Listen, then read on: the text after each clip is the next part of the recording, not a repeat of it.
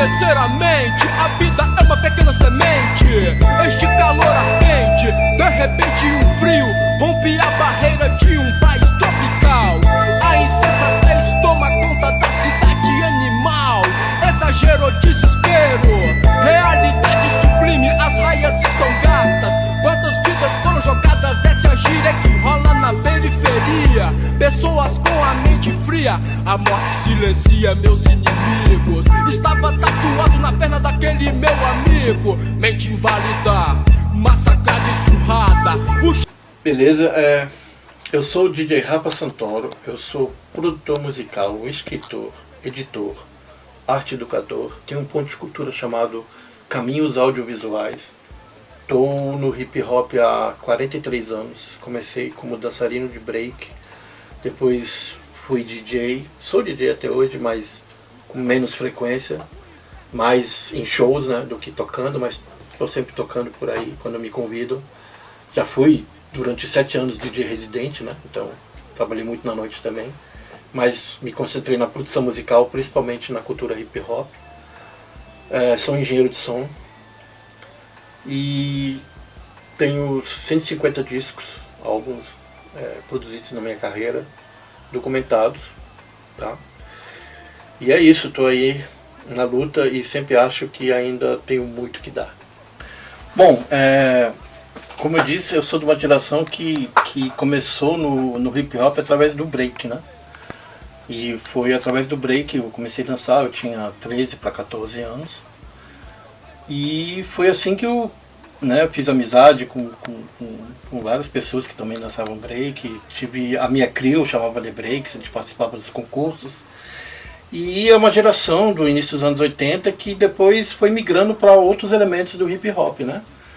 E aí quando a gente foi amadurecendo e entendendo o que era a cultura hip hop, aí as pessoas começaram a se identificar com outros elementos. No meu caso, eu comecei a fazer montagens, que, na verdade eu vou até regredir um pouco mais. Eu cresci numa época e meu pai estava fazendo música eletroacústica quando a gente estava no exílio, que é, vamos dizer assim, o pai da música eletrônica, né? A música eletroacústica. E então eu cresci ouvindo esses sons estranhos dentro de casa, eletrônicos, né? E meu pai tinha muito equipamento. E quando a gente retornou na abertura política aqui pro Brasil, ele montou o estúdio dele lá, que ele tinha na casa, lá onde a gente morava, ele montou lá no UNB. E quando ele não usou mais esse material, eu já praticamente não dançava mais, eu comecei a trazer esse material, mesa de som, sintetizador, essas coisas, e comecei a me interessar, a mexer com esse equipamento, gravador de rolo e tal, né, de fita magnética e tal. E aí o break já estava na minha vida e consequentemente já tinha músicas de rap, né? A gente chamava isso na época de balanço, de funk eletrônico e tal. Músicas igual artistas da época como África Bambata, como Comudi, Houdini e tal, né? E aí que aconteceu que eu acabei migrando para essa coisa do DJ, acabei gostando, né? Eu comecei a fazer montagens de fita cassete, remix de música americana. Aí eu consegui meu primeiro samplerzinho, né, o SK1 da Cássio, depois uma bateria eletrônica, fui começando a fazer. Começar no rap mesmo foi através do Rossi Black e do Freire dos Magrelos. Eu comecei a me interessar como DJ, né, nos equipamentos, fazer remixes, fazer montagens e tudo mais, mas a coisa do rap aconteceu quando o Freire dos Magrelos junto com o Rossi Black vieram aqui atrás de discos importados, que eu tinha uns discos importados de rap e de break e tal, e eles vieram gravar, né? Então aquilo começou a se tornar meio tradição. Todo final de semana, tipo, todo domingo eles vinham e a gente falava sobre música, eles gravavam música. Aí nesse meio tempo eles trouxeram o Marcão e o Tubarão também, que faziam parte, né, dos Magrelos, que era um grupo de dança, antes de virar um grupo de rap. E aí, essa coisa da necessidade, de repente, de fazer música própria, aconteceu assim, espontaneamente, do nada. Eles eram contínuos na época, né? Office Boys, como se diz. E aí resolveram fazer uma música nesse estilo. E aí comecei a fazer minhas primeiras produções, né? E eram bem rústicas e tal. E praticamente foi isso, assim, o início do rap pra mim.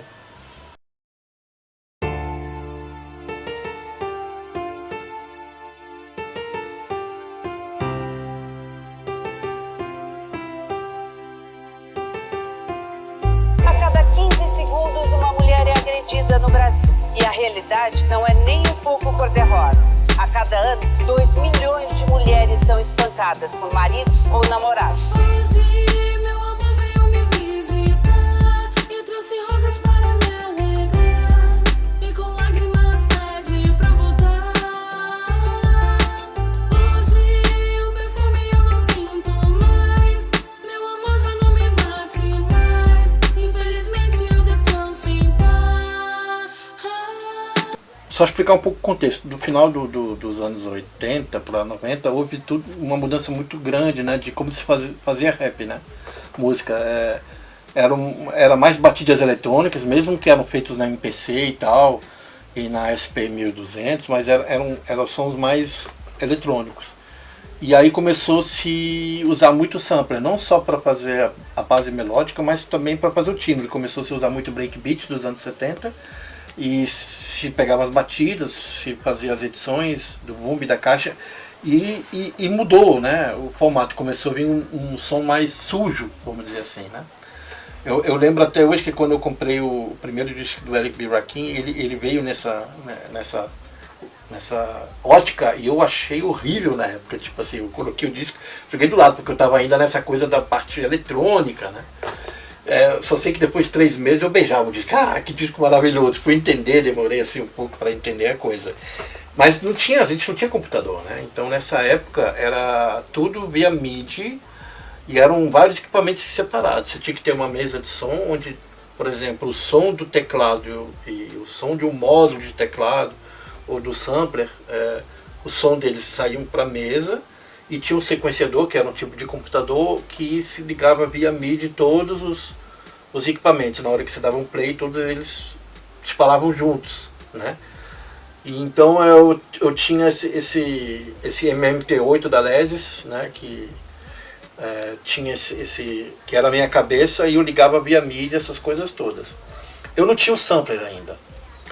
E eu sabia que o sampler ia fazer a diferença nas minhas produções, então minhas produções estavam muito limitadas porque eu não tinha um sampler.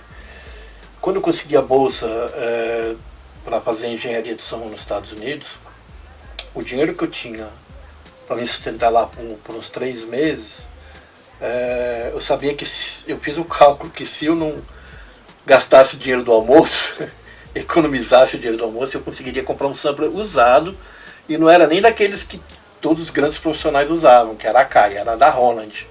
Mas eu consegui, né? Economizei essa grana e voltei para cá com o sampler S330, mas o cara da loja lá em Nova York me vendeu sem o disquete de samplear. Eu fiquei 6 meses com esse aparelho sem poder samplear. Só que depois eu descobri que tinha um grande músico aqui, que foi inclusive aluno do meu pai, engraçado essa história, o Rênio Quintas, que tinha esse sampler também, me emprestou o disquete, né, do Utility, chamava Utility Disc, para poder fazer ele fez uma cópia para mim, assim eu consegui começar a samplear. E aí esse foi o grande diferencial. Enquanto a galera estava começando a produzir rap no Brasil, música eletrônica, usava os equipamentos que tinham à disposição, eu pegava os vinis que eu tinha, que na época os singles vinham muito com as batidas soltas, porque eram feitos para os DJs mixar. E eu roubava essas batidas lá, o boom e a caixa separava aquilo lá, então o meu som era muito gringo. E eu tinha a noção também de que você não podia passar um certo tempo dos discos, ou seja, botar 3 faixas no máximo, chegar a 14 minutos, que o disco ia ficar alto e ia ficar com qualidade de importado. Porque a gente teve no início esses problemas, os DJs queriam tocar rap nacional, mas só saíam coletâneas, né, ou discos inteiros, a qualidade de pressagem não era boa, a qualidade do disco não era boa, e o som ficava baixo, então os DJs não tocavam. E aí em 91, já pela Cascatas, quando eu fiz o remix do Magleves, depois que saiu o primeiro disco, eu fiz nesse parâmetro, entendeu? Com 3 faixas e tal. Fui na prensa em Belfort Roxo para ver o cara acompanhar a prensagem. E aí quando eu voltei, realmente o pessoal falou, agora sim dá para tocar. E aí começou a tocar. Esse foi um dos primeiros momentos assim que realmente vi minha música tocar em São Paulo, nas festas, nos bailes, entendeu? Até então era só mesmo fita cassete ou fita magnética, né? Então foi assim uma coisa Muito legal, né? E aí veio assim essa coisa do meu diferencial como produtor, né? Porque realmente eu usava os timbres gringos e eu tinha uma escola de mixagem e masterização analógica, né? Então isso ajudou muito na qualidade desses primeiros trabalhos. Ah, pensou que o guindaste ia acabar? Você vai ter que escutar, vai ter que aguentar até o fim, tem que ser assim. Um tanto eu suspeito em falar que somos ainda mais fortes. Não pelo jeito de expressar, ferro na cinta é fácil andar. Moreno, cor de homem, se está armado, some, tem a fome no dedo e o medo na mão. Fazer contagem, puxar um cão, uma bala na agulha, duas balas, puxa o seu que eu puxo o meu. Vamos ver no que vai dar de ponta a ponta, redor, redor. Estamos expandindo cada vez melhor, estamos nessa e com certeza não estamos só. Não, na verdade, eu fiquei no campus, né? Eu não tinha muito, assim... A gente ficava em chalés no campus e era aula o dia inteiro, né? Eu fui junto com o Alexandre Medeiros, que era um radialista e também queria aprender engenharia de som, então a gente foi junto, a gente ficou no mesmo chalé e a gente conheceu lá um produtor que estava também fazendo esse curso. Na verdade, cara, 80% das pessoas que estavam fazendo curso lá eram músicos, que tinham algum contrato. Essa também era um grande diferencial na época já, né, nos Estados Unidos. Eles tinham, o músico tinha a preocupação de aprender engenharia de som para poder discutir de igual para igual com o técnico, né, para saber, para entender o que está sendo feito no estúdio. E esse cara ele era fã do Public Enemy, então a gente ficava cantando as músicas do Public Enemy em volta da fogueira, era massa. Mas o Alexandre Medeiros, esse cara que foi comigo, ele na verdade foi um dos caras mais importantes, assim, que era um cara que entendia muito sobre rap, e era um cara que eu respeitava muito a opinião dele, e eu levava minhas primeiras produções para ele ouvir. Ele ouvia, ele falava assim na minha cara, tá uma merda. Aí eu voltava, passava a semana que vem e levava de novo, ele falou, tá pior, tá uma merda. E assim, cara, foi semanas assim, cara, eu levava, ele falava, tava ruim, tá muito ruim, tá ruim demais. Ele falava na minha cara, aquilo me dava um ódio, mas me dava uma motivação. Às vezes ele falava, desiste, Rafa. Cara, era nesse nível, cara. Mas era, ao mesmo tempo ele falava, aí mostrava os discos, né? Mostrava, putz, isso aqui é assim, isso aqui é esse sample, você tem que fazer assim, assim. Eu falei, não tem esse equipamento, não sei como fazer, se vira, aprende. E era assim, cara, isso foi tipo uma motivação no início da minha carreira, sabe? Um outro cara que eu aprendi muito sobre música também, quando eu já mudei para São Paulo, já estava morando lá, no início dos anos 90, foi o Fábio Macari, que já não está mais entre nós, infelizmente, mas é um cara que era um conhecedor profundo de música, era uma biblioteca musical. Então era um cara assim, entendeu, que eu mostrava um disco de rap e ele falava, isso aqui que ele usou é desse disco tal, desse grupo tal, não sei o que, e fui aprendendo muito. De Brasília, o cara que também, um dos caras que eu mais respeitei, que também de conhecimento musical, era o Nino Mix. O Nino Mix, cara, era um cara que realmente também me ensinou muito em relação à música. Trabalhamos juntos em várias produções, assim, ele como um cara de pesquisa, fazendo uma pesquisa musical de timbres, de samplers, né, que eu podia usar. E o Nino tem uma coisa muito importante na minha vida, porque quando eu me mudei para São Paulo, ele me deu de presente um compacto que era Don't Stop the Music, né, do Yardbook Peoples, que era tipo um funk disco na época. Eu gostava muito dessa música, ele me deu de presente, só que quando eu antes de viajar ele falou, use um dia, mas com sabedoria. E aí eu usei, cara, isso aí com Comando de MC, em 1993. Uma música que o Easy J não ia colocar no disco, que chama Pullen.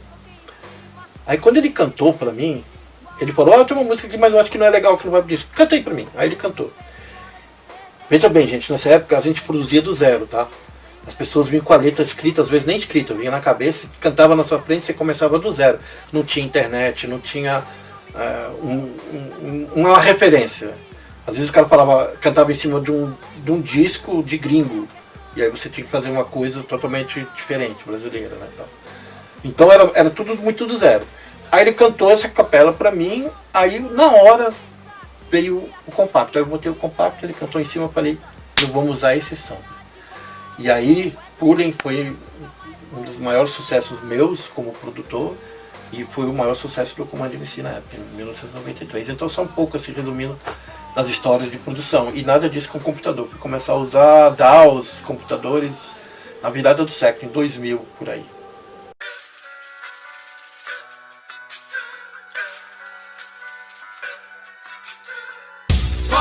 Vai, mata ele, cara, tem que ser agora. Pega logo essa arma, cara, vê se não demora. Pra defender minha área, meu trono, minha esquina. Quando moleque seu sonho era roubar um banco, ter dinheiro pra caralho e reinar no trono. Pra sua mãe uma Ciger nova, último modelo. Pros seus irmãos os melhores brinquedos. Via carreta importada, mulheres bonitas. Também um ferro na cinta, sabe como é que é? É muito louco isso, porque a gente era a primeira geração, não tinha ninguém para auxiliar, falar alguma coisa. Não tinha ninguém assim pra gente poder se inspirar dentro do Brasil, que eu digo. Ninguém para te auxiliar ou te dar qualquer tipo de conselho, porque a gente era os primeiros. A gente, na verdade, em muitos momentos não sabia nem o que estava fazendo. A gente só soube 10 décadas depois que a gente fez história, né? Mas teve alguns momentos, cara, que na hora eu não sabia que ia ser histórico, mas acabou sendo histórico. Por exemplo, Sub-Raça, do Câmbio Negro, né? Eu tive felicidade de estar nessa produção, né? Foi um trabalho em conjunto, também quero deixar bem claro, cara, que eu sempre fui aberto muito como produtor colaborativo. Não era um cara que fazia tudo sozinho, entendeu? Então, tava ali junto, Jamaica dando ideias, o X dando ideias, a gente estava fazendo essa coisa junto. É claro que eu executava, muitas ideias eram minhas, deles, mas eu que executava e produzia e programava, né, essa coisa toda. Mas, então, esse foi um momento histórico. Eu acho que um momento histórico também foi antes, quando o Magrellas assinou com a Sony Music, né? Então, em 91, a gente foi o primeiro grupo de rap vindo do DF a gravar por uma multinacional, a ter um clipe na MTV, abriu o show do Public Enemy, o Racionais abriu um dia e a gente abriu outro, né? Então foi sensacional, assim, nesse sentido, né? Foram marcos da minha história, né? Depois em São Paulo, né, cara, assim, a gente foi só entendendo depois que a gente ganhou uma certa maturidade. Até então o que a gente estava fazendo no estúdio era muito, muito não planejado, muito instintivo, muito daquilo que a gente gostava de ouvir e querer fazer. Eu acho que deu muito certo, porque não era nada planejado, não era uma coisa que infelizmente acontece muito hoje. Eu vou fazer esse tipo de música que eu sei que está no mercado e eu vou estourar. A gente não tinha essa noção. As coisas foram acontecendo aos poucos e foram acontecendo, e quando a gente viu já estava acontecendo. Tipo assim, não tinha muita... A gente não gerava expectativa na época, né? Ainda mais que a gente fazia um tipo de música totalmente marginalizada, ninguém gostava, todo mundo falava mal, tinha preconceito, música de bandido, música de marginal, não é música, os caras cantam errado, o português está errado. Eu me lembro da preocupação das letras no início, ter o português correto para ninguém falar mal, você entendeu? Quando eu comecei a produzir, eu ia pro baile para ouvir. A minha escola de mixagem era ver a porrada no baile para saber se eu estava fazendo certo, porque eu nunca entendia por que o som dos gringos você conseguia ouvir a voz no baile e no som do rap nacional você não conseguia ouvir a voz ficava tão atrás. Era um tipo de mixagem. Você fazia uma mixagem pro baile, para as caixas, né, para os graves. Então tinha toda essa percepção. E no começo a gente queria fazer a galera dançar, para depois pensar, né? E o Racionais veio muito com essa mudança de filosofia, de fazer uma letra muito forte com uma base que era mais um acompanhamento do que uma outra coisa. Aqui em Brasília nunca foi assim, sempre foi a união das coisas, né? Uma base sempre muito dançante, uma coisa, né, muito bem feita, melódica e tal, grave, essa coisa com rap forte, né? Por isso que se tornou uma característica, por isso que invadiu o resto do Brasil. Eu tenho também orgulho de dizer que eu fui um dos responsáveis pela essa coisa que depois foi ser chamado de som de Brasília, o som de Brasília, o som do DF, né? Pelos graves, do jeito de fazer música, essa coisa toda, né? Então eu acho que foram vários marcos durante essa minha carreira, né? Marfim Momê, Mafu. Dizem que é remédio pra neurose, mas abusada acaba com os neurônios. E com o tempo se passa, e se esquece até de você. Tudo bem aqui bem então, é da natureza, mas não subestime então quem a criou. Então, quando eu estava em São Paulo, o Genivaldo, que era dono da Discovery, que foi me visitar, ele falou: poxa, Rafa, volta para Brasília, vamos montar um mercado lá em Brasília. Um dos motivos de ter voltado de São Paulo, eu estava já razoavelmente bem estabelecido, né? E nessa época, cara, era assim, isso aí era uma coisa que veio do rock, né? As bandas de rock dos anos 80 que se mudaram para Rio, São Paulo, para o eixo, estouraram. Os que ficaram aqui praticamente não. Então tinha essa coisa, você tinha que sair fora para ser reconhecido aqui dentro. Até hoje ainda um pouco sim, mas é menos, né? Hoje em dia está muito mais globalizado e tal, por causa das redes sociais. Mas na época era muito isso, então meu intuito de morar em São Paulo era para fazer um nome nacional, né?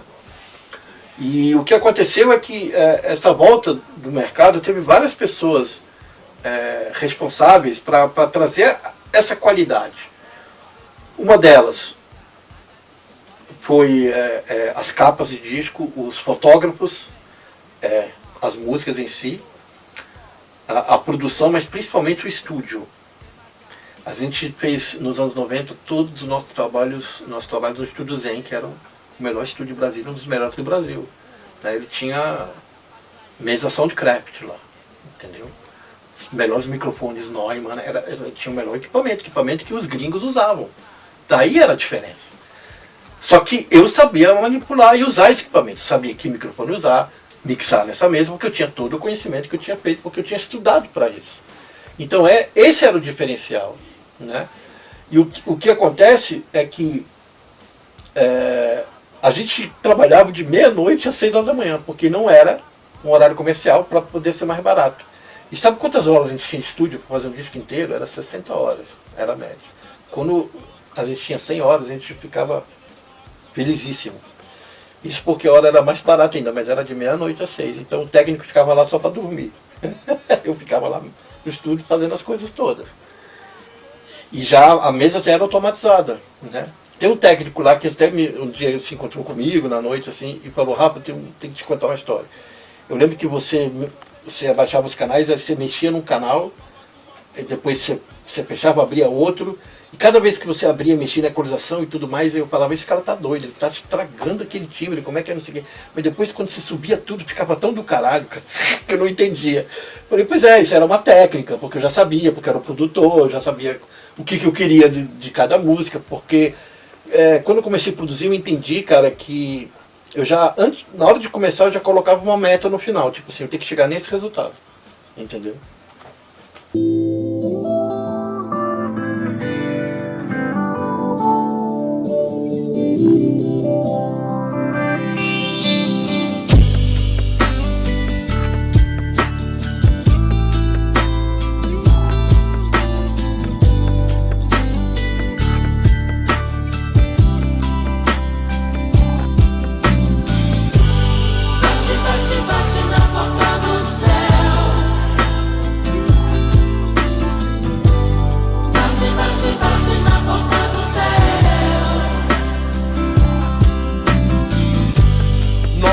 Manhã, o maior calor. Não sou bandido, para de me olhar, seu doutor. O problema é que quando juntava tudo é que ficava perfeito, entendeu? Então isso eram várias técnicas, né? Então assim, isso foi uma coisa muito interessante, né, cara? Porque dava um diferencial. Então todo esse conjunto de coisas fez que o trabalho de Brasília, do DF, saísse com bastante qualidade. E você sabe que o mais interessante do rap do DF, que se criou vários núcleos, você entendeu? Nas cidades satélites que tiveram os seus grandes momentos, seus grandes artistas, né? No início, claro, teve muito essa coisa da Ceilândia, aí teve uma época que o entorno sul estava muito forte, né? Gama e tal. Depois lá em São Sebastião teve um movimento muito forte, onde saiu vários grupos. Em seguida Planaltina, você entendeu? Também foi uma coisa que foi... Um dos melhores discos da minha carreira é o primeiro do Código Penal, assim. Eu acredito muito. Por quê? Tô tocando no microfone, né? Foi mal. Um dos melhores da minha carreira, eu acredito que foi o primeiro disco do Código Penal que eu fiz. Porque foi assim, no Zen Studio ele recebeu uma revista chamada EQ. E numa das edições veio o Dr. Dre na capa. Aí eu fui ler, né? Eu li, graças a Deus eu sabia ler inglês, aí eu li a reportagem, né? E eu li do jeito que ele estava trabalhando naquele momento, né? Ele trabalhava com uma equipe de produção. Era um cara que tocava, um cara que fazia guitarra, tinha músicos, né, trabalhando com ele, engenheiro de som, então não sei o quê. E na reportagem o cara explica assim, que ele estava numa sessão de estúdio e eles estavam comendo e o Dre viu um clipe do The Doors. Aí chegou pro tecladista dele e falou, caralho, olha esse som de órgão, cara, é do cacete. Aí o tecladista já foi lá e botou o timbre, esse aqui Aí já fez uma coisa, já foi na picape, colocou um beat lá e nasceu uma música, entendeu? Então eu comecei, esse foi minha primeira experiência com o Código Penal, com uma equipe de produção. Tinha o Nino, tinha o Ariel como guitarrista, tinha o Ralph, que era dos Cabelos Duros, como baixista. Então a gente, cara, tava usando os samples, a gente sampleava e eu fazia os beats, mas o pessoal tocava por cima. Então muita coisa era recriada com os músicos. Então, e uma música, infelizmente minha cabeça não é boa, mas tem uma música que nós fizemos toda ela em uma jam session. Tipo assim, o pessoal ficou tocando, tipo, meia hora tocando, fazendo coisa, e depois eu peguei as melhores partes, editei e virou uma música, entendeu? Então ela tanto que ela é muito louca, ela desce assim, faz o pedal, depois ela sobe de novo, depois desce, no final as viagens, né? Então, cara, foi a primeira vez que se usou vocoder, né? Também vocoder a sua mente criminal, aí vem o vocoder, é criminal, né? Em português, assim, né? Então, tive várias novidades esse disco é maravilhoso, eu gosto muito dele. E então foi assim, minha primeira experiência com a equipe de produção. E a gente fez várias coisas juntos, vários artistas, né? Os discos do Consciência Humana todos foram feitos desse jeito, né? Os 3 que eu produzi. Então é muito legal, era uma coisa diferente, né? A gente foi assim também pioneiro de fazer coisas assim, né? O que eu posso dizer, cara? Teve vários momentos, né, na minha vida. Aí na virada do século, né? Depois de praticamente mais de uma década trabalhando, eu finalmente consegui montar o meu estúdio. Foi quando eu comecei a trabalhar no meu estúdio, entendeu? E fiquei lá no meu estúdio 11 anos, de 2000 a 2011, né? Então é onde eu fiz também, e foi aí que foi um período do início do rap gospel. Eu produzi vários grupos da cena, né? Do gospel, né? Provérbio X, Relato Bíblico, entre outros, né? Foi uma época também bastante interessante.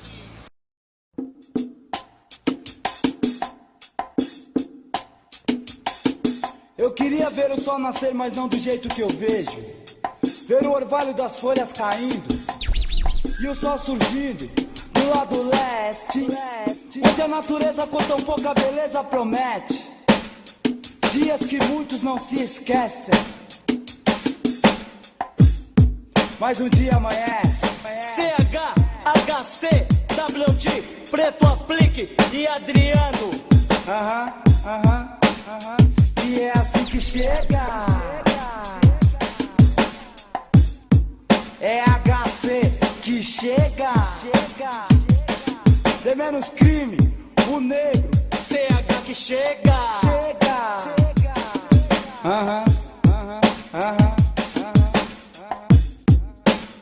E é assim que chega. Há muito tempo que tenta fugir dos homicídios, se tornando o assassino do próprio raciocínio. A sensação primeira era de liberdade, né? Era de liberdade, mas era muito desafiador, porque eu não tinha tão bons equipamentos igual eu tinha lá no Zen, né? Então eu tinha que me virar com o que eu tinha. Aquela velha história, você tem aqueles altos e baixos, né? Você chega no nível, aí depois você desce, mas você faz para manter o mesmo nível, você tem que, de alguma maneira, se virar, né? E também foi quando começou essa coisa do digital, você entendeu? Você começou a trabalhar com computadores e tal, essa coisa toda. Então, também, essa migração para mim também foi complicado, né? Mas eu tive que migrar, porque não tinha jeito. Mas para mim, a coisa mais importante nessa época foram duas coisas. Eu fui na verdade, um crítico feroz do que estava acontecendo no rap, aqui no DF, porque estava saindo muita música com uma qualidade muito ruim. E aí começou aquela geração MP3 também, e geração que usava pendrive em shows, né? Eu era muito purista, porra, tem que ter DJ, aquela coisa. Mas a gente, no início, não entende muito bem o que é essa virada de movimento. O que aconteceu? As pessoas começaram a ter condições de fazer sua própria música em casa, né? Isso tinha que ser respeitado. Então era mais importante as pessoas se expressarem e mostrarem seu trabalho do que a qualidade. Para eles era muito importante. Eu fui perceber isso depois.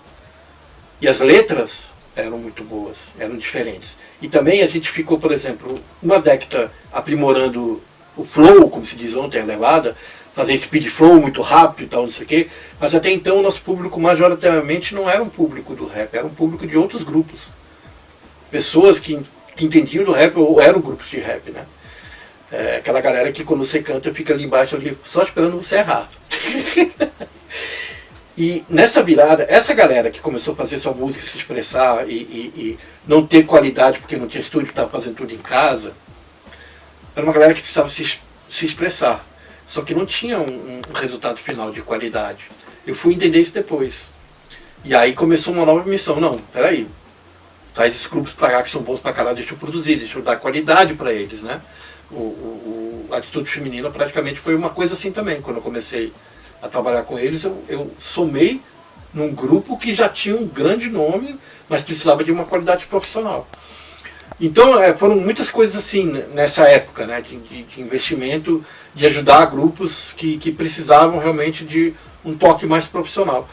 E a gente ficou uma década lutando para ter um puta som, e aí essa geração estava ouvindo MP3. Né?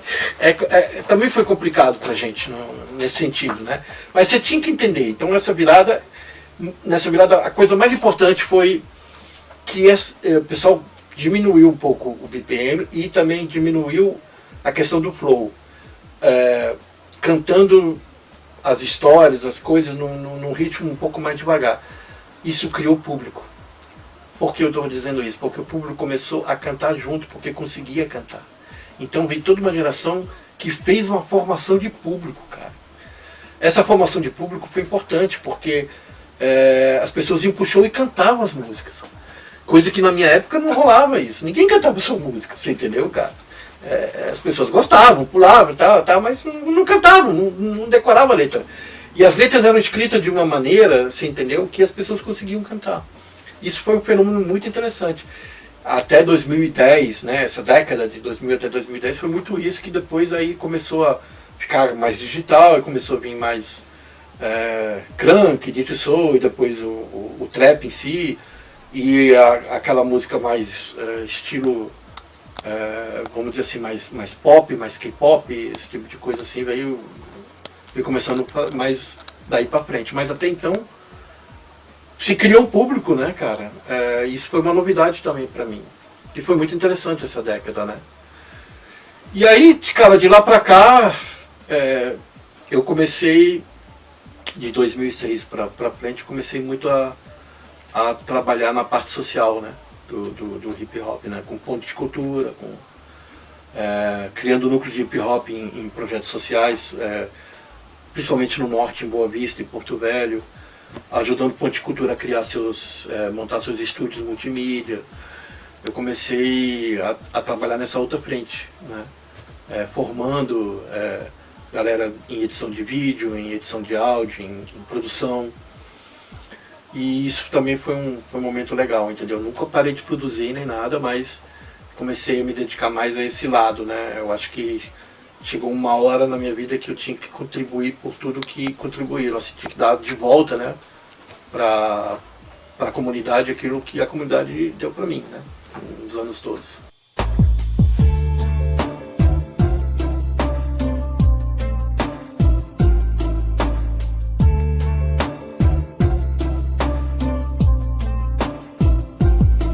Ovelha negra da família, usa bermuda, tênis, Adidas, jaqueira do banho ao microfone, desde moleque canta rap.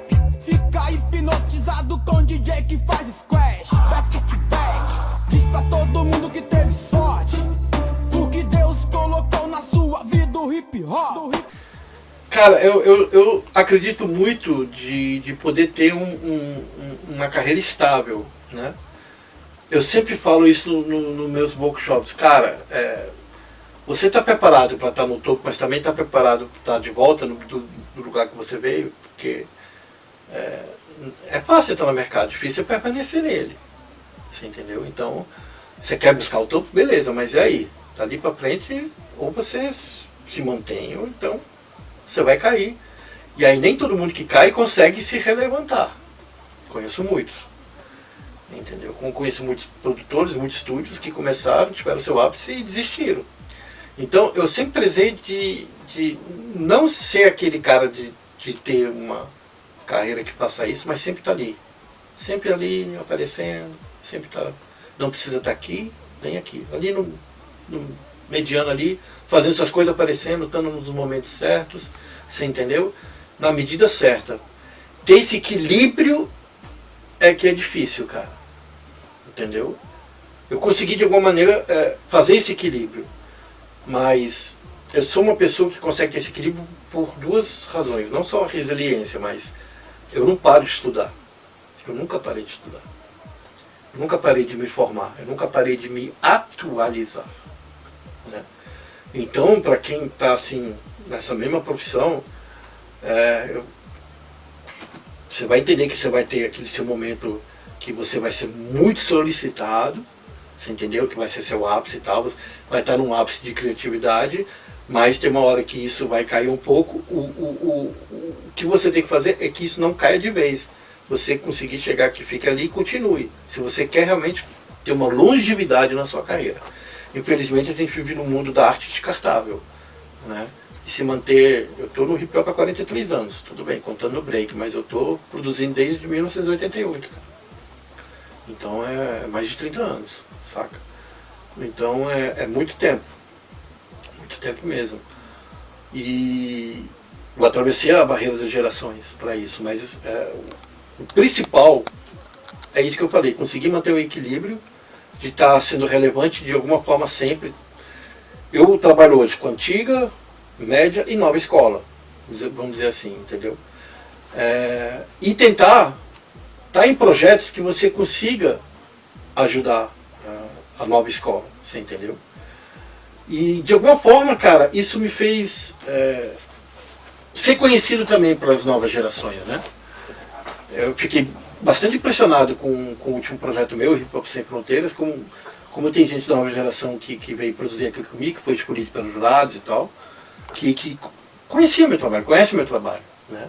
E é bem legal isso, então você sabe que você tem uma relevância a ponto que seu trabalho está atravessando as gerações. Mas você tem que estar preparado para poder trabalhar e entender as novas tecnologias, do que está acontecendo na cena, essa coisa toda. Então, tem uns que vão sempre me enxergar como aquele cara old school e que eu faço apenas som das antigas. Beleza, pra mim, ótimo. Eu não fico chateado com isso. E tem outros que vão achar, porra, você está conseguindo fazer uma coisa legal, atual. Beleza. É claro que por causa da minha idade, sempre, mesmo fazendo uma música atual, as pessoas vão me enxergar como old school. Eu falo da nova geração. Mas isso não me importa. Importa é que tenha um respeito pelo meu trabalho. Né? Isso que importa. Né? Não só respeito pelo meu trabalho, mas respeito pela minha trajetória. Né? Porque eu consegui fazer uma trajetória, não foi fácil, mas bem bonita, né? E eu tenho orgulho dela, né? E estar trabalhando até hoje ativamente, para mim isso não tem preço, saca? Não tem preço, estar na ativa há mais de 30 anos como produtor. No Brasil, cara, isso não é fácil, velho. Se eu estivesse nos Estados Unidos ou qualquer outro lugar, cara, não só eu seria milionário, mas as pessoas, infelizmente, cara, no Brasil não tem muita memória, não valorizam as pessoas que têm uma caminhada, você entendeu? Você parece que quando passa dos 50 anos você já é velho pra tudo, e não é bem assim, né, cara? Você entendeu? Eu tenho muito pra dar ainda, cara. São 150 discos em mais de 30 anos de produção, sem contar os singles. 150 álbuns. Tá? Então, cara, tipo assim, se tu conseguir fazer isso, vem falar comigo. Ai, ai. Comemora o perdedor se justifique. Chegou fim de semana, todos querem diversão. Seja o que quiser, mas não se esqueça de ser consciente. Ficar na manhã, na rua, levar em baixa curada. Que a violência é o mundo dos inconscientes. Ovelha negra da família tá na rua e não dispensa churrasquinho de gato, nem mulher feia, se for daquele jeito. Carne boa, madrugada é só chegar. Vem em mim que eu tô à toa, facinho.